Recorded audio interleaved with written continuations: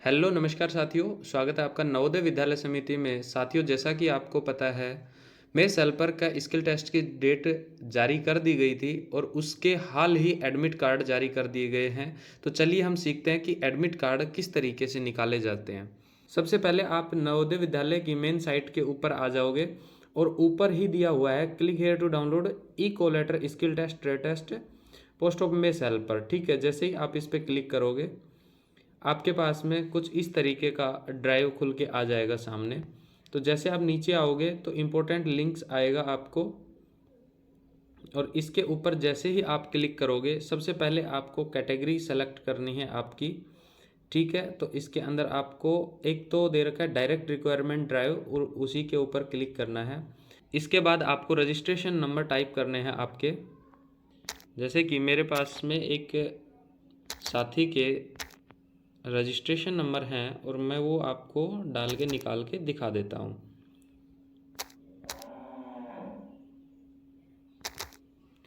ठीक है, इसके साथ ही आपकी डेट ऑफ बर्थ आपको सेलेक्ट कर लेनी है। देन उसके बाद आपको ये जो इसके अंदर रेफरेंस नंबर है ये डाल देने हैं।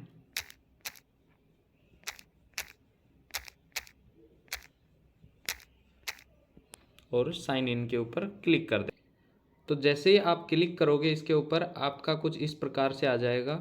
आप इस पर क्लिक करोगे और आपका देखिए आपका यहाँ पे वेव एप्लीकेशन दे रखा है, click here for admit card भी दे रखा है, और क्लिक हेयर फॉर को लेटर।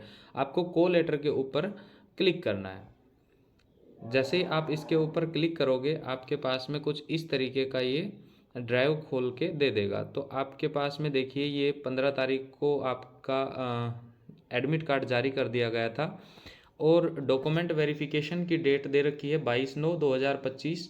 इसके साथ ही आपकी ट्रेड दे रखी है, यानी कि ट्रेड टेस्ट आपका किस टाइम से किस टाइम के बीच में होने वाला है। ये सारी चीज़ें हैं आपके इसके अंदर दी हुई है।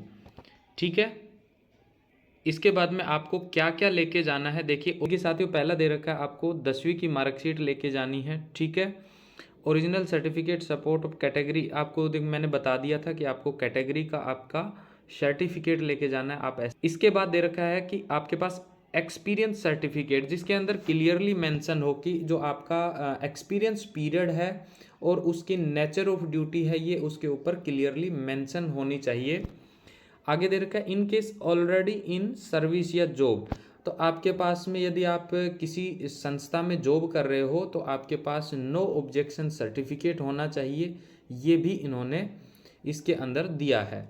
इसके बाद में एक वैलिड आइडेंटिटी प्रूफ लेके जाना है आपको, और उसकी एक फ़ोटोकॉपी लेके जानी है।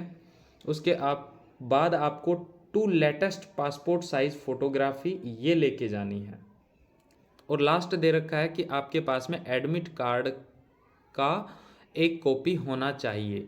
ठीक है, सीधा बोल रहा है कि आपके पास जो डॉक्यूमेंट वेरिफिकेशन के पास समय जाओगे तो उनका एक एक सेट आपके पास में होना चाहिए डॉक्यूमेंट का। ठीक है साथियों, धन्यवाद।